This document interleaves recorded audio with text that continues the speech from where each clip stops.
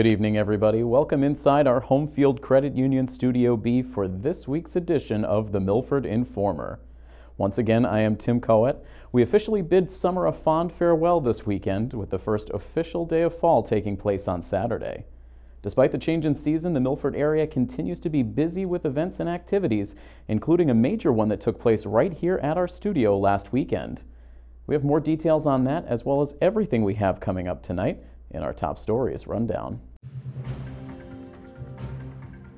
Tonight, we'll take a look back at all of the fun from last weekend's Milford Youth Center Telethon, and we'll update you on how you can continue to help the Youth Center approach their ultimate fundraising goal. Also tonight, Milford TV member Malcolm Zale will provide a full recap of last weekend's 31st annual Lions Club Car Show. And later in sports, we'll share highlights from last Friday's Week 2 football matchup between the Milford Scarlet Hawks and their rivals from Franklin. Of course, this past weekend, the Milford Youth Center held its second annual telethon as they look to continue to raise funds for a new music room and multi-purpose media center over in the Armory building. The telethon spanned 6 hours and 2 locations over the course of last Saturday. Here's an in-depth look at everything that took place during the Youth Center Telethon.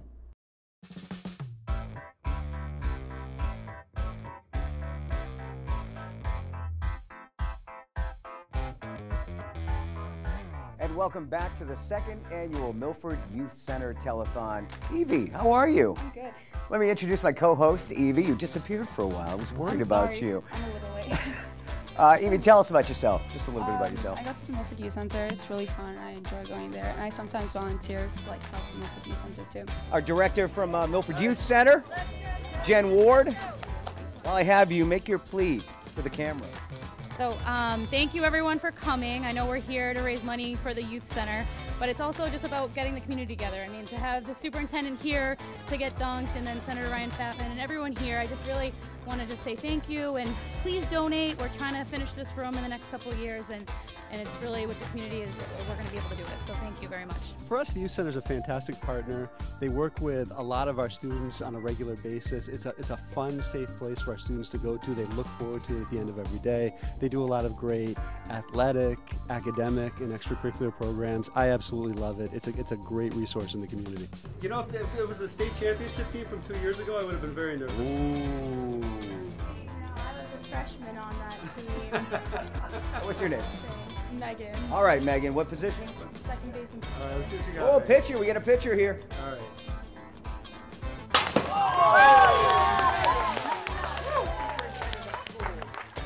My pleasure to be here. My honor to be the state senator for the town of Milford and 13 other communities. And thanks for having me. And boy, I'm really wondering who's up going to be throwing these things, because revenge is sweet in my business. Never go to Vegas with this guy. Oh! There it is. And it only cost him $80. And the senator is wet.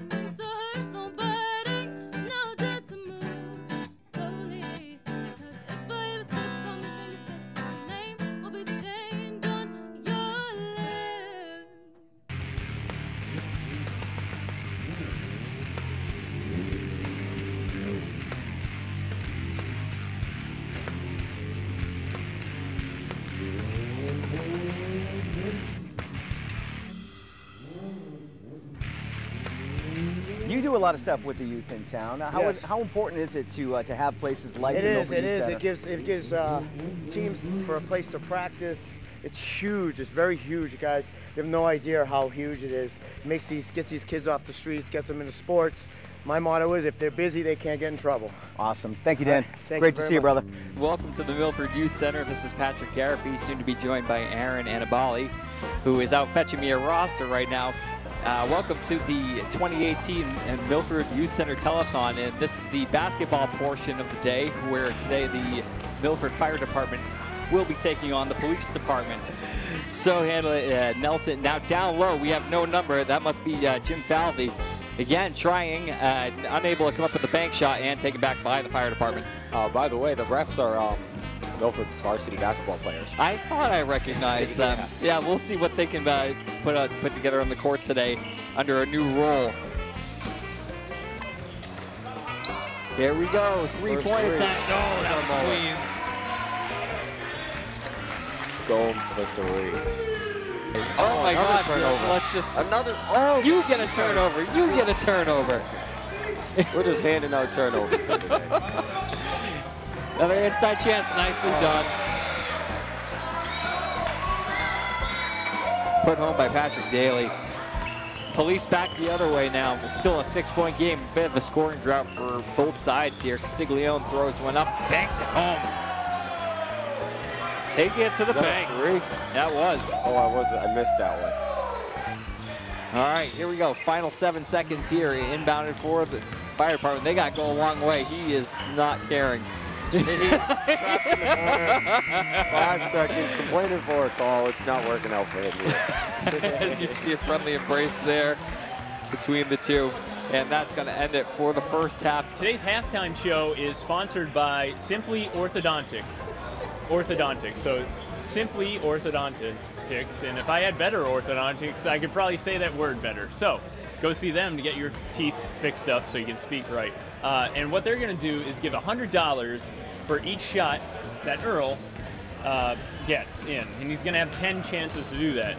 How many shots do you think you're going to get? I'll see if I can make at least 3 or 5 of them. All right, nice.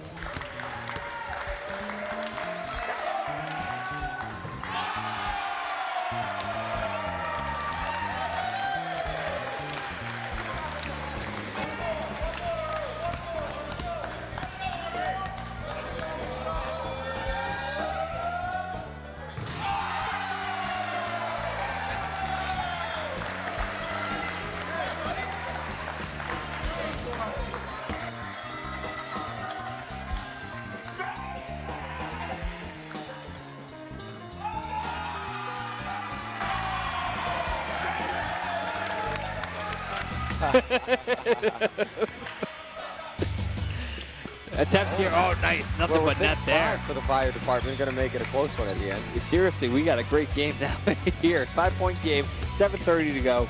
Toss it over to Colby. Pull up 3 for 4. He's thinking about it. Thought about it. Give it to his dad instead. Hands back. Father-son connection for 3. 2-point game now. And that looks like it's going to be the final one. Final shot of the game here. No good. And that does it from this charity basketball game between the fire department and the police department. Again, fire department between both sides coming up victorious here in this one. All right, so I value this at $25. Would you agree? Yeah, 25. Okay, $25. So throughout this segment, we are going to be auctioning these off for the price that I value it at. So call us right now. Been waiting for a while now. You got me feeling like a child now. Cause every time I see your bubbly face, I get the tinglings in a silly place. It starts in my toes, makes me crinkle my nose. Wherever it goes, I always know that you make me smile. Please stay for a while now. Just take your time wherever you go.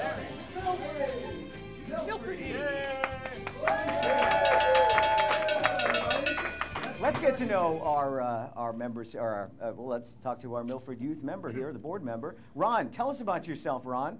I was born in Milford. Okay. Worked just about every trade in town there is. And went to Milford High School. and now retired. Anton. You know, I'm just a walking bucket.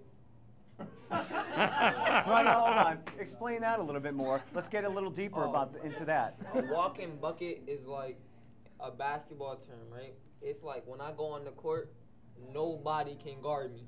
I am a walking bucket. Okay. Simple. Tell us about yourself. Little personal stories about Kevin. Sure. you got it out. No, I'm a New Jersey native who moved to the Milford area about 50 years ago. Love it here. Been a journalist for 42 years, and love the youth center. It's a great place for kids, and happy to support it by being here. I want to go to, you know, I'm going to give you one, all right, bro? Kids Castle for 250. Kids Castle for 250. The answer on the front of the building, the letters MVM stand for this. Kevin.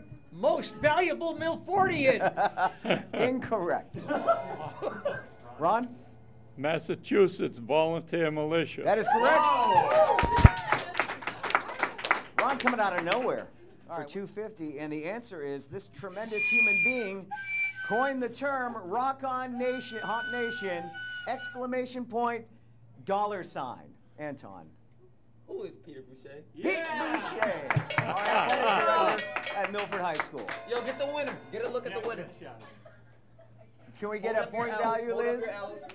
We need a point value. There's our winner. Here you go, Anton. Thank you, Mike and Liz. You are awesome, and we can't do it without you. And thank you, Malcolm and Patrick and Derek and Caitlin and Jay in the back and Jerry and Brittany and who else am I forgetting? Nick. And all the volunteers who helped out today. Thank you very much. Police, fire, awesome. Thank you so much. All right, so I'm going to get out of the way. Let me get out of the way here. Jen is in the dunk tank for a bit. Good luck. Oh, yeah, nice. Every movement.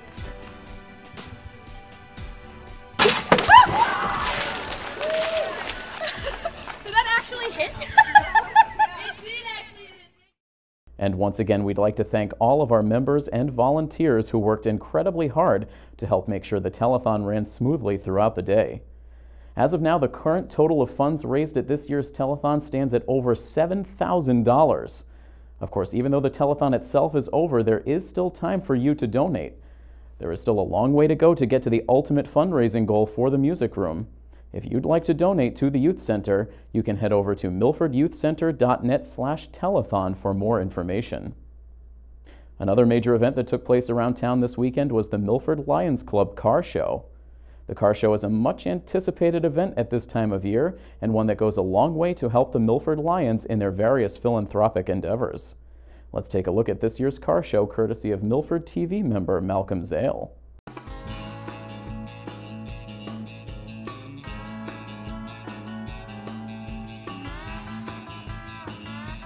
This is our 31st car show, and we've been running this thing back in the high school for about 20 years and been here about 15 years, I guess. It was started by Stevie Johnzo, which we have set up a memorial across the room, and Danny Antonio as a fundraiser for the Milford Lions. Milford Lions is a Lions Club boat from Lions organization, and what we do is we are the Knights of the Blind. So we make a lot of donations to help out for mass eye research and any kind of blindness related diseases, including diabetes. Diabetes is the #1 cause of blindness. And so it ruins the capillaries in the eyes, and it's the #1 cause of blindness. And diabetes, as you know, is a major problem in the United States, or actually in the world right now. It's growing at 300% a year. It's doing incredible. So we raise a lot of funds here. It's our second largest fundraiser, but it's a fun fundraiser. And we do that for, in order to sit there and buy hearing aids, to help out with diabetes awareness, to sit there and send people to diabetes camps, to help people who have eyesight problems. We collect glasses at a couple of different sites. So you are a Lion, and you also brought an amazing GTO to the show today. So can you tell me a little bit about both? Well, I'm a Lion, yes. I do a lot of charity work with them. I basically do their cooking most of the time. But this is a 1970 GTO, 404 speed, convertible, very rare car. Not in the best condition body-wise, but everything else has been done, and very nice car. Can you tell me about what the Lions are here doing, what all the money you guys are raising goes to support, all that good stuff? All right, well, this is our annual car show. Actually, a very good turnout today, now I'm looking. And we raise money for eye awareness and whatever other charities we can raise money for. This is one of our many events we do, from pancake breakfast to dances and all kinds of different things, toll roads. And this is our biggest event every year. This is probably the most profitable as far as our charity goes. What's your favorite part about this event? Well, I love cars, so just sitting here checking out the cars all day is awesome, especially when you get different ones. And this year I'm seeing a lot of different cars I've never seen before. But I'm here at the Ramble On Car Club. We are at the 31st Milford Lions annual car show. What do you guys think about this show today and car shows in general? It's a great show. It's a great show. We've been coming for years. It's very good. It's very well run. And who has the coolest car of all of you guys? Yeah, you do? What makes your car the coolest? These guys said so. That's enough for me. Is that enough for you? I really like that. My car's no different or better than anybody else's. It's just mine. I mean, unless you win today. You know, that could happen. You never know. You never know. Tell me a little bit about your car. She's beautiful. Yes, it's a 1946 Chevy pickup truck, cream color. It's got a 350 Chevy V8 in it with a 330 horse. It's got an R700 transmission in it, automatic. It's got AC, it's got heat, tilt wheel. It's a good cruiser down the road. It's got a Mustang 2 front end suspension in it. When was this car originally made? When was it originally made? The body style? Yes. The body style I think came out in '42, and that's when they started putting the lights on the fenders. Prior to that, 39, 40, and 41, they had the lights coming out of on the radiator on the shroud. And they made this up until 46, and then they changed the body style in 47. And usually the ones that are in the 40s, like 42, 43 was the war years, and there weren't a lot of them left because they scrapped them for the iron for the war and stuff. You are an official for this car show today, correct? Yes, I've been for like 25 years. And so what is the criteria that goes into appraising and judging a car? First, we check the paint, interiors, engine compartment, chrome, glass, trunk, and undercarriage. And then attention to workmanship and detail. Nice. So is it like a point-based system? How does Yes, it is. Yes, it What is. is the total amount of points you can All score? right, maximum 20 on body and paint and interiors, and the rest of them are all maximum of 10. Thank you for everyone for being They here calculate today. them up at We the appreciate it. What is front desk. personally your Have a favorite great type of day. car? Thank you. Probably something like this, an older, all original vehicle. Does favoritism get shown to American-built cars as opposed to foreign-built cars? No, it's all, like I said, it's point-based, so, you know what I mean? You know, each one, it pretty much is what it is. I know nothing about cars, so could you tell me what makes it so much better than every other car? Well, it's probably not better than every other car. A small block Chevy, powered 4-speed car, set up for drag racing, and I run it on the street. Now, you've got what looks like a nitrous oxide system in the back. The nitrous was hooked up, but I disconnected it for the street. Is that legal? Yes. Okay. How fast can you go in this car without the nitrous? I don't know. I haven't raced it lately. Do you know how fast you can go with the nitrous? No, I didn't race it with the nitrous on it. No. Can you tell me about this little beauty you have here today? It's a 2009 Ford Mustang GT 45th Anniversary Edition, 4.6 liter, and nothing too special about it. Special cold air intake as far as just an upgrade.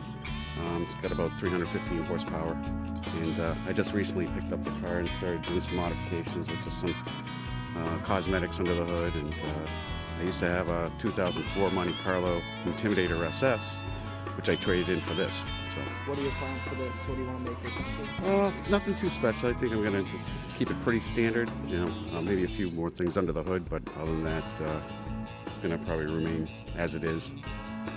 the car show is, it's been in my blood, but we have close to 200 vehicles already right now, all classics like this beautiful 34 Ford by Wayne Smith. And it's a trophy show, so people bring out their best. I was talking to a gentleman yesterday. I think he spent almost 7 hours detailing his car, getting it clean. We go underneath looking at the mirror, we look at the tires, we look at the workmanship. We have some independent judges that have been judging for us for like 15 to 20 years. And we'll take some pictures. We have some beautiful trophies they're going to be handing out. And we've got a great food tent here. It's all for fun, and it's all to raise money and funds for diabetes and blindness.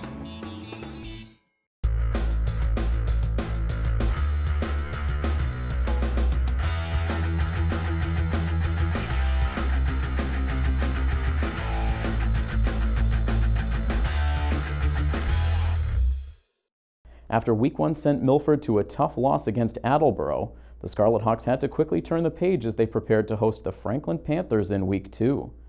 The Panthers were coming off of a decisive Week 1 win over Andover and were looking to walk away with a win in Milford for the second straight year. Week 2 reignited what has become an exciting Hockomock League football rivalry over the past several seasons between the Milford Scarlet Hawks and the Franklin Panthers.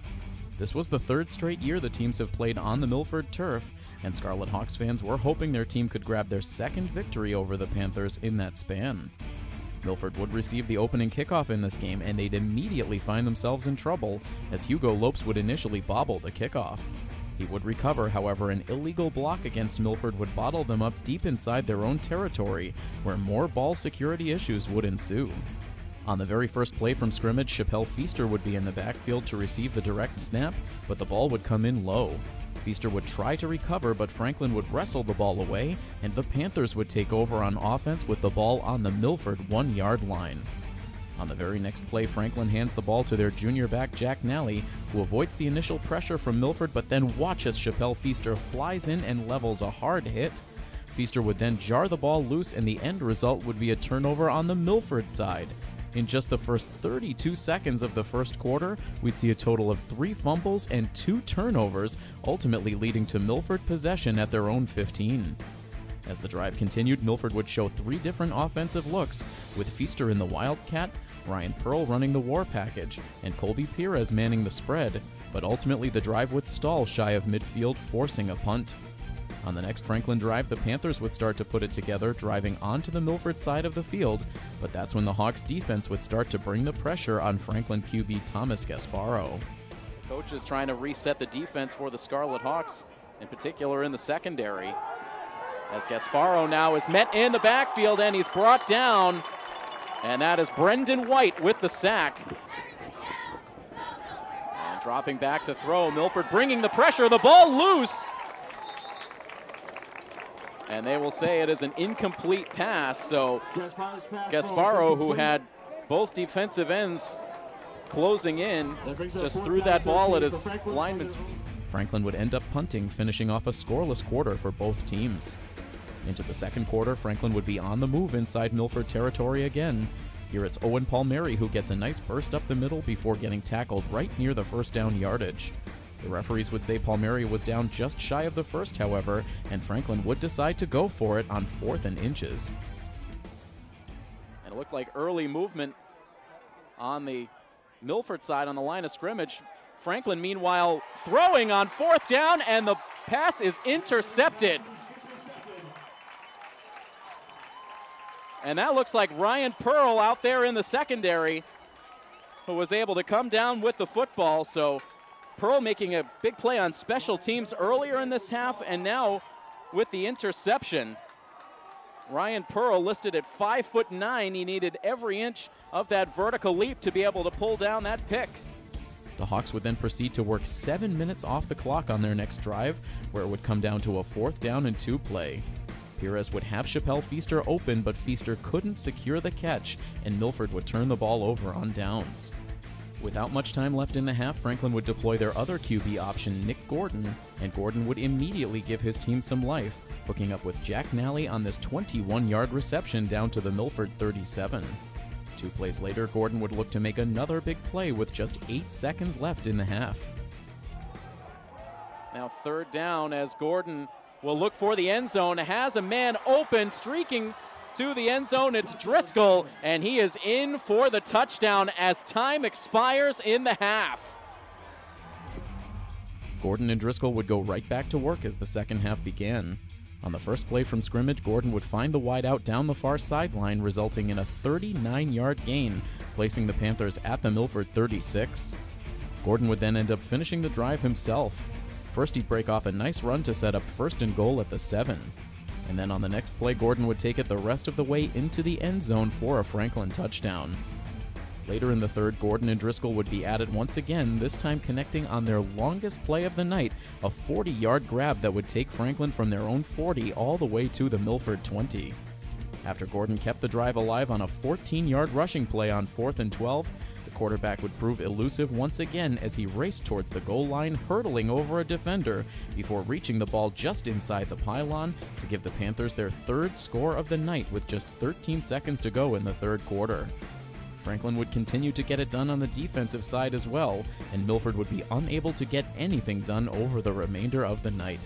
The Panthers would make it 2 wins in a row to open their season as they defeat the Milford Scarlet Hawks by a final score of 21-0.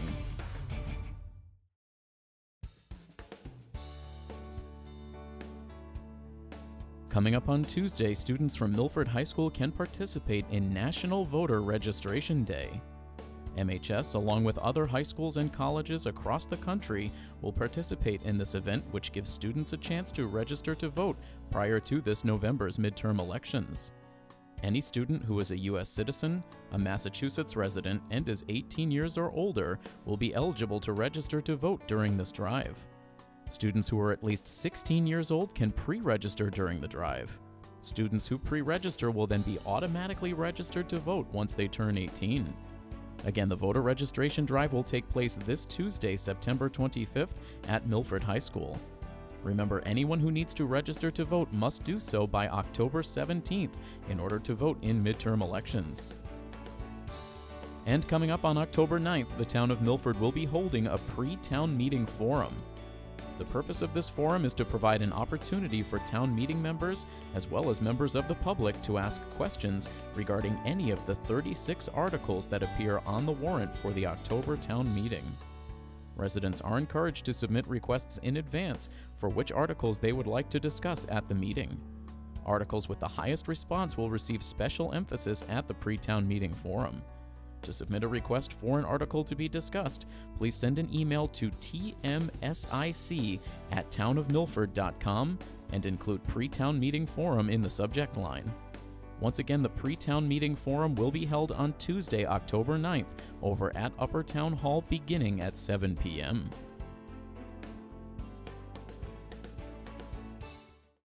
Next week on The Informer, we'll take a look at this year's Milford Regional Auxiliary's Taste of the Towns event. We also hope to have our first boys and girls soccer highlights of the season as well. We hope you'll check back in with us next time. Until then, from all of us here at Milford TV, this is Tim Coet saying have a great week. So long, everybody.